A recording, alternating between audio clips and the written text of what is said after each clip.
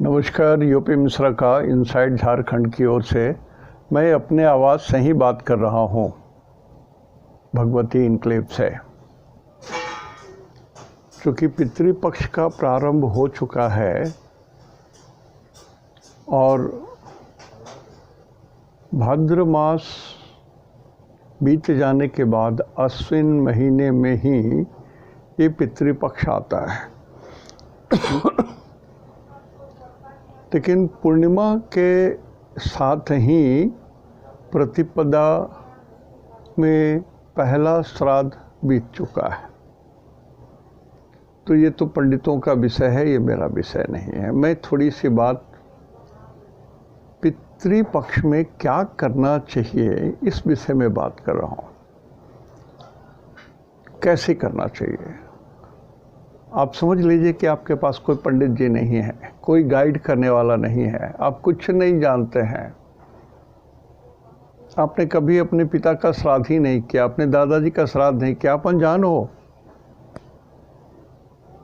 लेकिन सनातन धर्म के आदमी हो तो कैसे करना चाहिए, यही बात मैं एक्सप्लेन करना चाहता। हर साल मैं करता हूँ, इस बार भी बता रहा हूँ। पहली बात, सबसे फंडामेंटल चीज, हर साल ये आता है, हर साल ये श्राद्ध करने की बात आती है। मतलब श्राद्ध में क्या है, हम लोग जल देते हैं पितरों को। 15वें दिन खिलाते पिलाते भी हैं, बहुत सारा कारोबार होता है।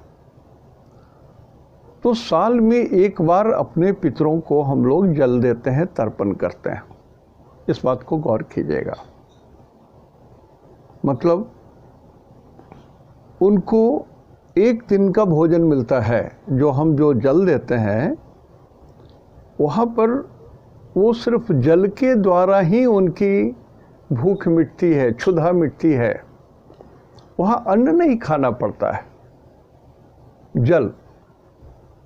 तो हमारा एक साल पितरों का एक दिन होता है।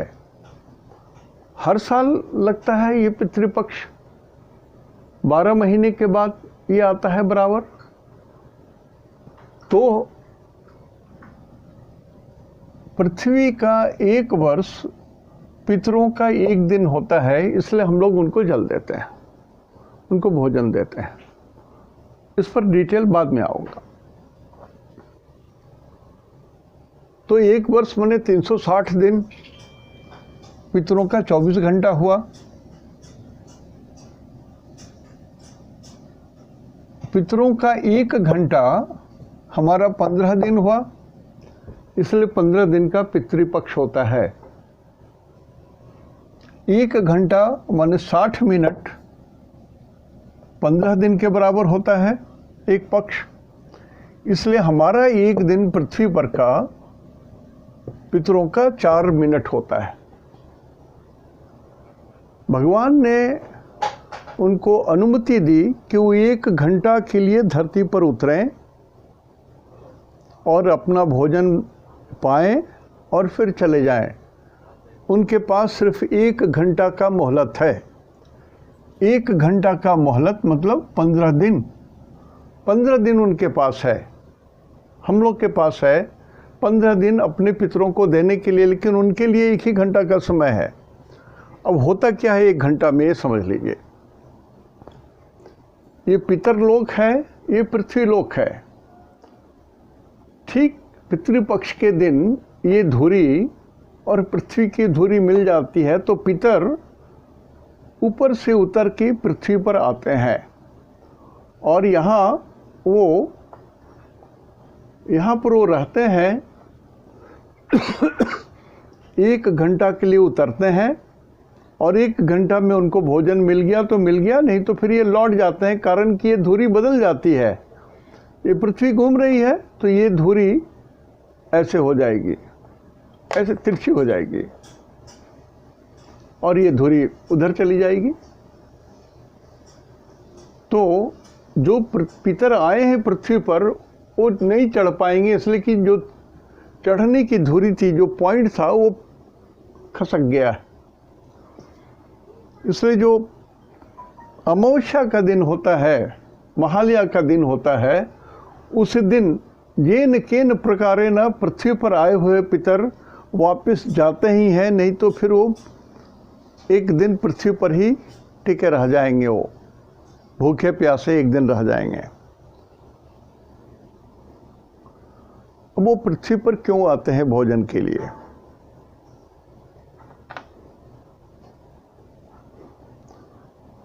पितरों का जो पिंड है वो हम लोग हैं,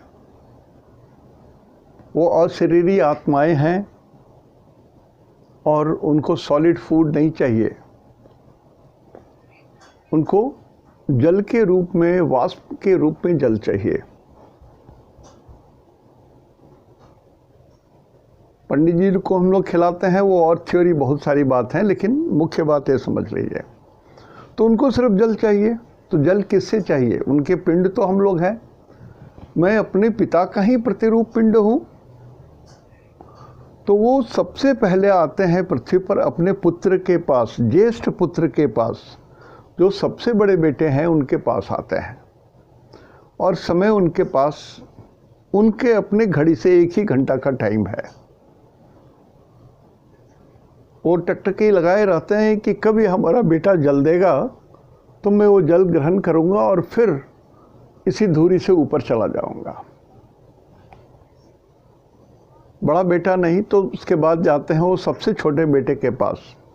इस सब के पीछे बहुत सारे कारण हैं, साइंटिफिक रीजन है। कभी बहुत डिटेल समझने की बात आएगी तो हम लोग इस पर डिस्कशन कर लेंगे। जब बड़ा बेटा नहीं देता है, समय तो नहीं उनके पास, तो जाते हैं छोटे बेटे के पास। वो भी नहीं है, तब दूसरे बेटों के पास जाते हैं।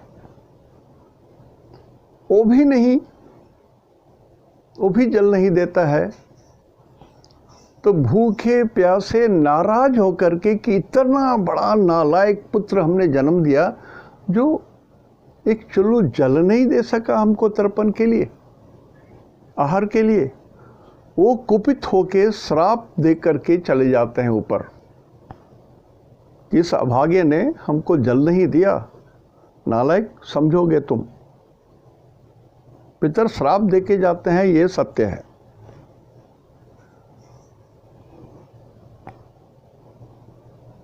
तो हमें क्या करना चाहिए? कुछ नहीं, आप एक कुश लीजिए, बाजार में मिलता है, स्ट्रॉ ऐसे रखे, लोटे में थोड़ा जल लीजिए, आपके पास गंगा जल है तो मिला लीजिए, उसमें तेल डाल दीजिए, अक्षत थोड़ा डाल दीजिए, थोड़ा सा जौ डाल दीजिए,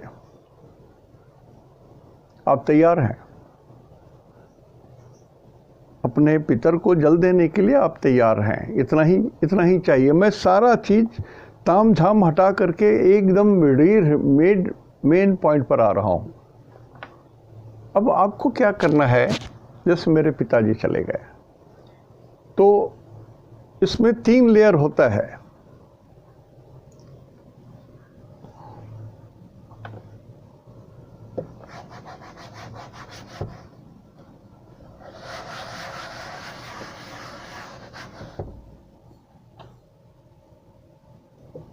पहला लेयर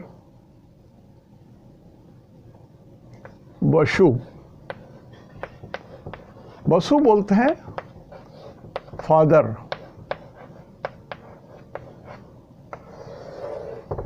पिता के शरीक, पहला, मेरे पहले वाला जो जनरेशन था उसको वसु बोलते हैं। माने पिताजी के ऊपर वाला जो है वसु,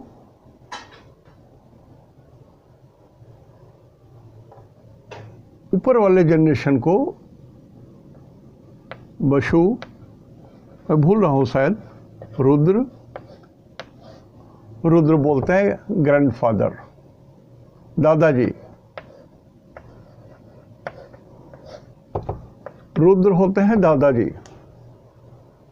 हमारे दादाजी के जो पापा हुए, उनका तीसरा लेयर है पर दादाजी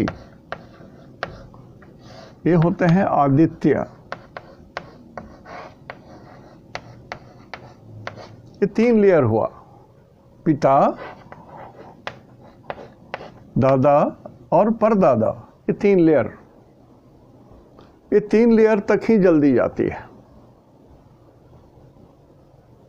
क्यों? कारण है, बताऊंगा कभी। अभी सिर्फ आपको कह रहा हूं कि आप जल दे डालो। तो हमको जब एक हाथ में लोटा है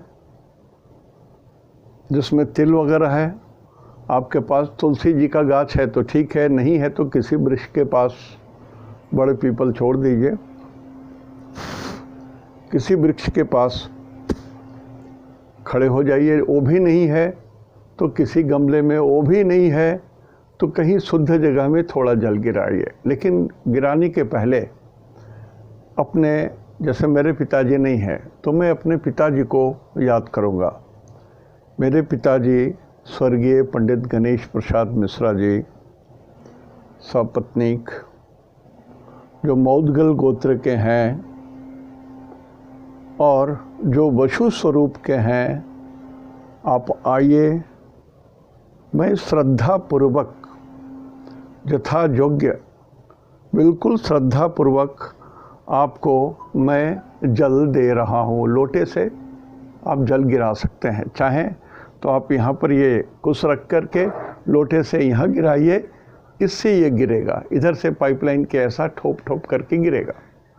एक ये तरीका है, नहीं तो सीधा जल गिराएं दोनों हाथ से तुलसी गाछ के पास और कहिए कि पिताजी, मेरे पापा, मेरे आदरणीय पिता, जो एकदम शुद्ध रूप से पापा को आपने देखा है, जो वही फोटो सुंदर, हंसमुख, अच्छा आशीर्वाद देते हुए, उस रूप में अपने पापा को याद कीजिए और गिलाई के पापा जी आइए, पिताजी आइए, मैं आपके लिए श्रद्धा के साथ, आदर के साथ मैं आपको जल दे रहा हूँ, आप जल ग्रहण करें, अपना हिस्सा आप पाएं मेरे और मुझे आशीर्वाद दें।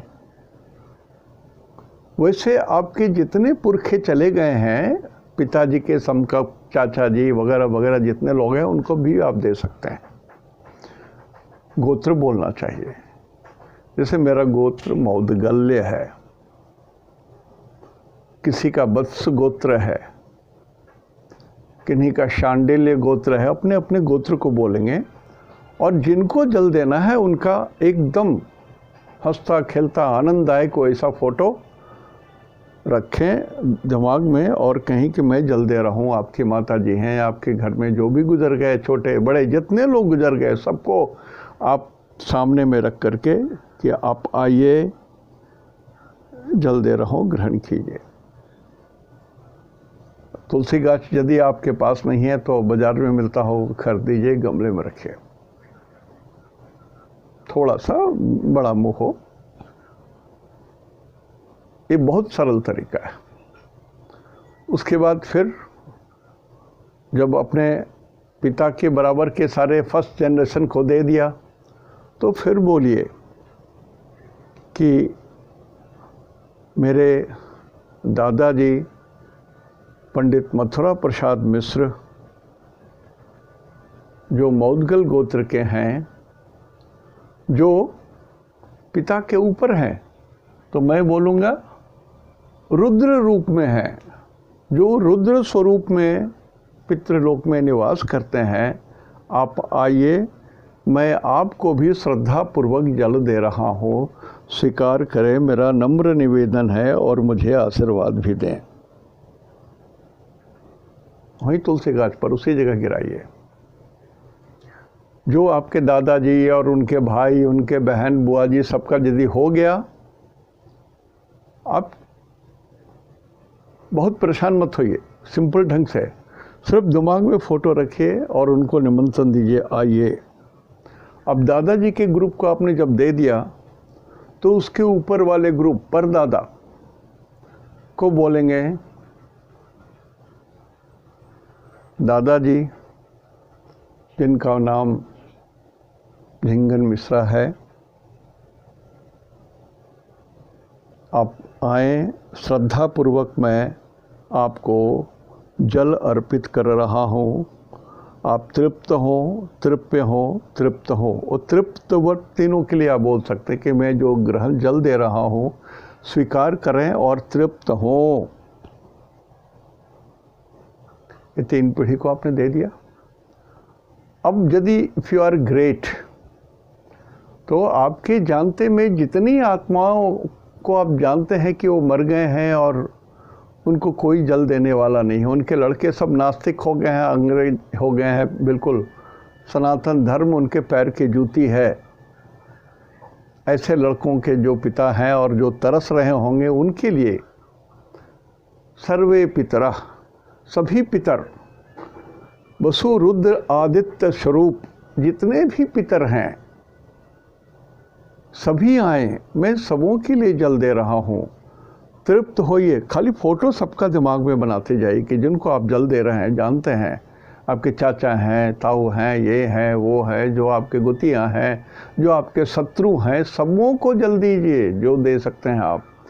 जल ही तो देना है, तिल उसमें पड़ा हुआ है, तो तिल युक्त जल समर्पयामि तृप्यतः तृप्यतः तृप्यतः 3 बार दे दीजिए, आपका काम खत्म। आपका काम खत्म, किसी की ज़रूरत नहीं दुनिया में। आपकी आत्मा और जो पितर हैं उनकी आत्मा आमने सामने, और जल दीजिए आप श्रद्धा के साथ।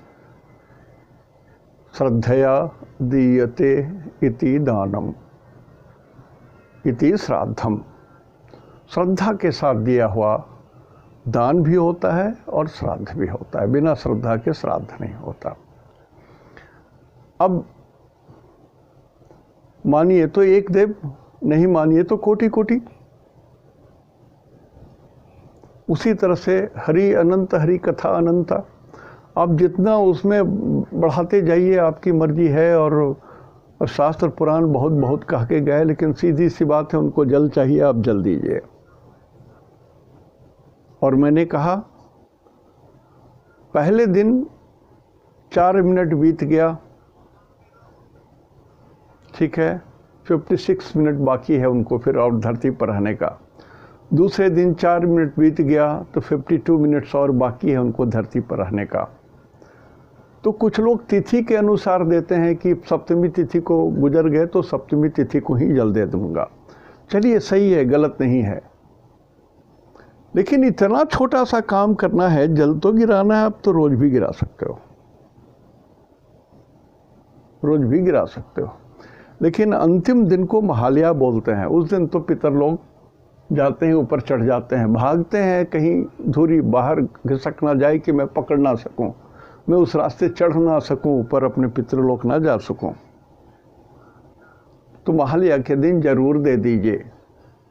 जिनको नहीं मिलता है, महालया तक पितर आशा लगाए रहते हैं कि नालायक बेटे का थोड़ा सा भी तो मन बदल जाए, थोड़ा भी तो दे दे, बिल्कुल दे दे, थोड़ा सा दे दे, हमको अपना एक दिन का भोजन मिल जाएगा, मैं चला जाऊंगा।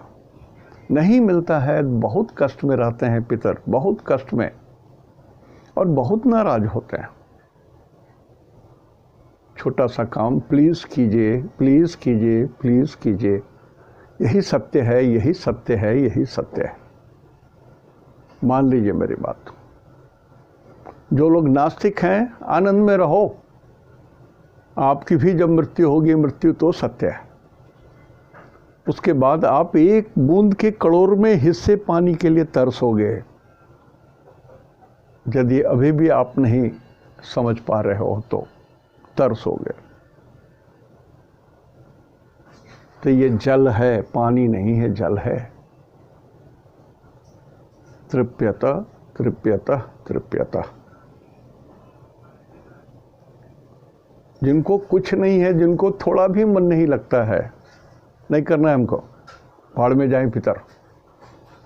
एक लाइन तो बोल दो भैया,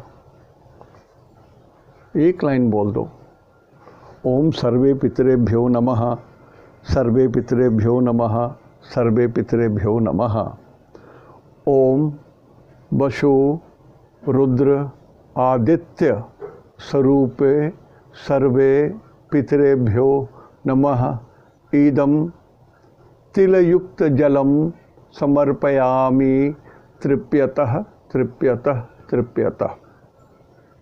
लगता है संस्कृत भारी हो गया, तो कुछ नहीं, सीधा बोलिए कि मैं जल दे रहा हूँ सभी पितरों लोग, जो वसु रूप में है, जो रुद्र रूप में है, जो आदित्य रूप में है, सबों को जितने पितर हैं सबों को मैं जल दे रहा हूँ। आइए ग्रहण कीजिए, 3 बार गिरा दीजिए और माफ़ी मांग लीजिए कि यदि नहीं दिया था पहले तो मैं माफ़ी मांग रहा हूँ, क्षमा कर दीजिए, आपका आशीर्वाद चाहिए।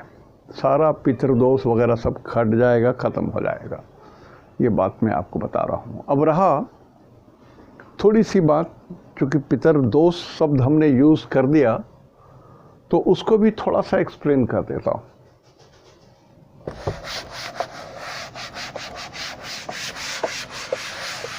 नोट कर लीजिए, जो लोग नया सीख रहे हैं एस्ट्रोलॉजी उनके लिए बहुत बड़ी चीज़ है, जान लीजिए। और यदि आप इतना भी किसी को करा देते हैं ना, तो बेचारा वो आत्मा भी तृप्त होंगे और इनको भी आशीर्वाद मिलेगा।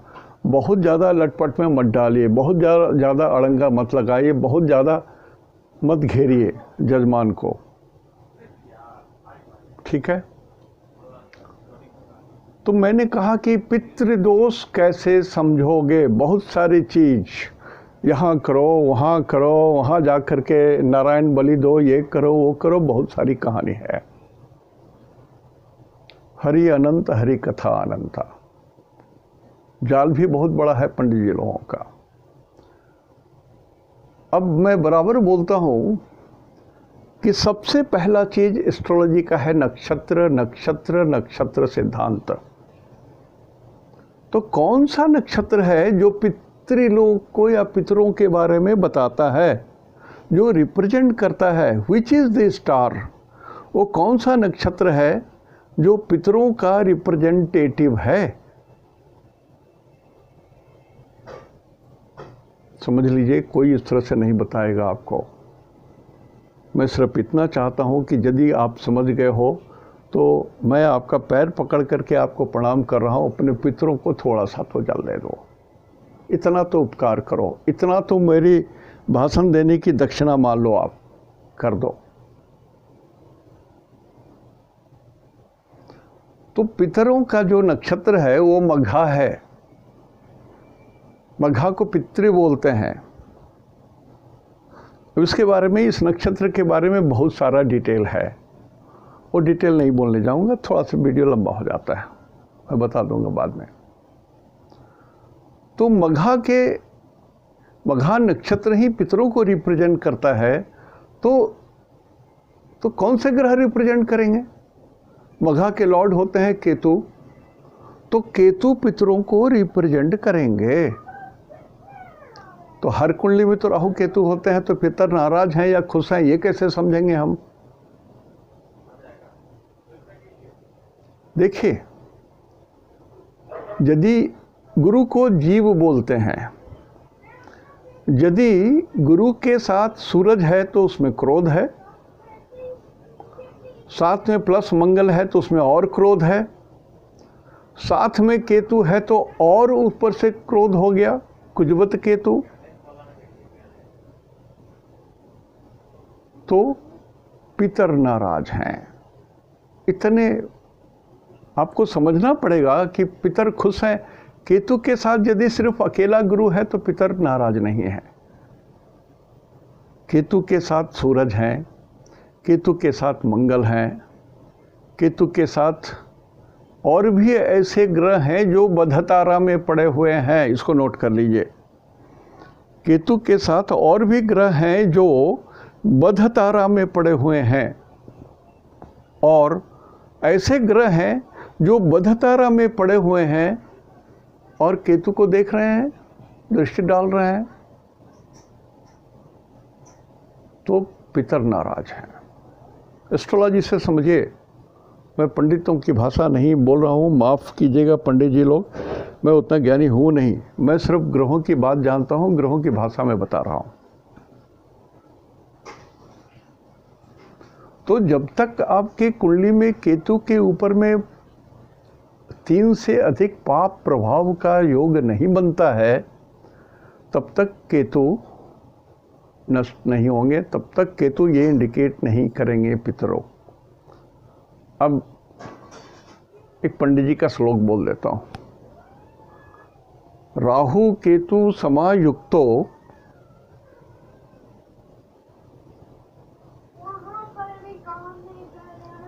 पितरः कष्टप्रदः स्मृता। पितरों को कष्ट है। यदि केतु शनि के साथ है तो पितर रुष्ट हैं,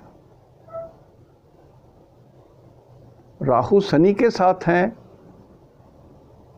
तब भी पितर रुष्ट हैं। राहु के साथ शनि है या केतु के साथ शनि है, साथ में मंगल हैं, साथ में सूरज की भी दृष्टि दूर से पड़ जा रही है, तो सर पितरों को कष्ट है। एस्ट्रोलॉजिकली खोजिए, एस्ट्रोलॉजिकली खोजिए तो आपको अपने आप मालूम हो जाएगा। और जिस परिवार के सभी लोग अच्छे हैं, सत्कर्म कर रहे हैं, आप एक अच्छे आदमी हो। देखिए, अच्छे आदमी का जो मैंने पहला लक्षण पिछले एपिसोड में कहा कि पहला लक्षण तो ये है कि यदि आपकी आंखें पवित्र हैं, चक्षु यदि आपके पवित्र हैं, तो आप सही आदमी हो, तब आप सही आदमी हो। प्रारंभ यहीं से होता है। और इसके बाद यदि आपके वचन मीठे हैं, सत्कर्म है, दूसरों के दुख से आप दुखी होते हो, जे न मित्र दुख होई दुखारी, तिन्हि बिलोकत पातक भारी। तो यदि आप सत्पुरुष हो, अच्छे लोग हो, तो आपके परिवार में कुछ नहीं होगा। लेकिन आपके परिवार में यदि अचानक मृत्यु की घटनाएं घट रही हैं, विपत्ति आ रही हैं, संपत्ति बिक रहा है, लोग व्याधि आदि से ग्रसित हो जा रहे हैं, ऐसी लगता है कि कुछ आ गया, तूफान आ गया, तांडव आ गया, घर के एक एक सदस्य सभी परेशान, तब तो पहले आप देखिएगा कि पूर्व जन्म में आपने क्या क्या गलत काम किया। कुंडली से जांचना पड़ेगा कि वो गलत कर्मों का फल मिल रहा है या पितर नाराज हैं इसलिए फल मिल रहा है। ऐसा you have to discriminate between the to.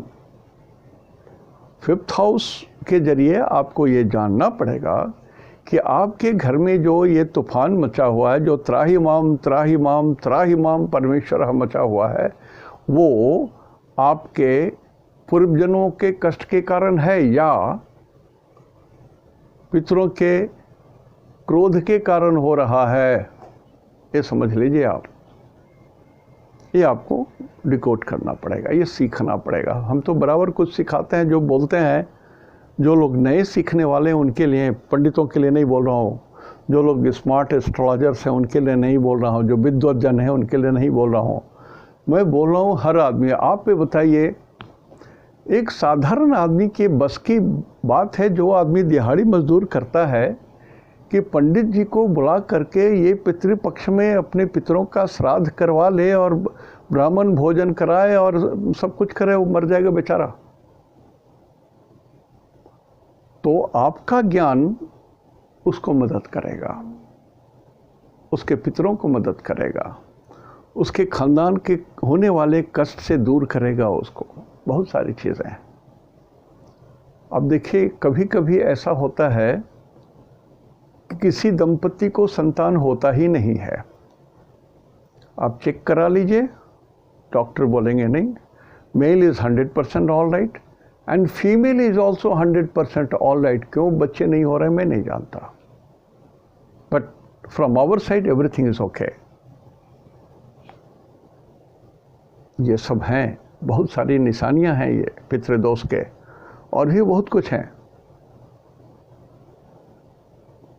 परिवार में जब बहुत सारे लोग बहुत कष्ट पाएं और मरने लगें, ज़्यादा मृत्यु दर अधिक हो जाए, तो ये सब भी सूचनाएं देते हैं।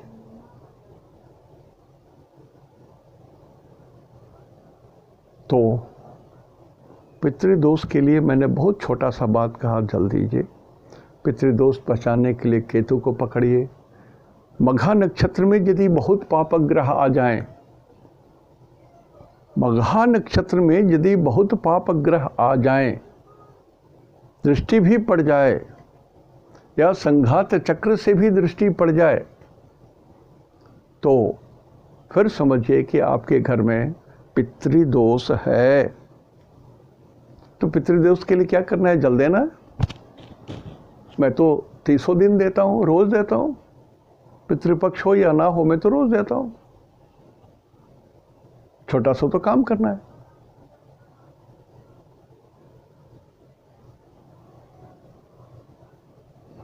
तो बहुत सारे कुतर्क भी हैं कि आप यहाँ पर जल दे रहे हैं, तीसरे पुष्प को मिलेगा, उसको मिलेगा, ऐसा मिलेगा। यदि वो गाय में जन्म ले ली है तो आपका जल मिलेगा क्या उनको? हाँ, बहुत सारे बात हैं, कुतर्क में मत पड़िए। आप जो जल दे रहे हैं, यदि आपके पितर किसी भी जोनी में चले गए हों, यदि वो जानवरों के जोनी में चले गए हैं, तो उनको ये जल घास के रूप में प्राप्त होगा। पौधे के रूप में जन्म ले लिए हैं तो जल के रूप में उनको प्राप्त होगा। ये बहुत बहुत बहुत बड़ा विषय है। लेकिन सबका जो मूल बात है, ये मैंने आपको कहा कि जल दे दो, अभी समय है। अभी भी पितरों को जाने के लिए 45 मिनट बाकी है। 17 तारीख को महालया होगा। 17 तारीख को ये धुरी यहाँ से खिसक जाएगी, तो यहाँ पर से पितर ऊपर नहीं जा सकेंगे, यहीं पर से लौट जाएंगे वो, और बहुत कुपित होंगे। तो 17 तक तो दे दो जल, कैसे भी दे दो, अनाड़ी ही सही दे तो दो, दे दो। आप देखो सब कुछ ठीक हो जाएगा धीरे धीरे। तो इतनी छोटी सी बात बताने के लिए मैं आया।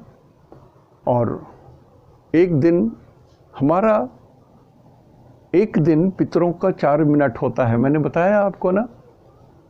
360 दिन पितरों का 24 घंटे के बराबर, एक दिन के बराबर होता है। तो उनका 1 घंटा हमारे 15 दिन के बराबर होगा।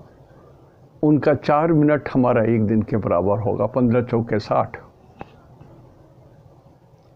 तो छोटी सी बात समझाने के लिए, रिक्वेस्ट करने के लिए, सनातन धर्म के हिसाब से कोई भी जाति के लोग हों, उनको जल दिया जा सकता है। मैं ऐसा ही करता हूँ। जो भी ज्ञाता ज्ञात, जिनको मैं जानता हूँ, जिनको नहीं जानता हूँ, उनको भी जल दे रहा हूँ। ईश्वर आपका मंगल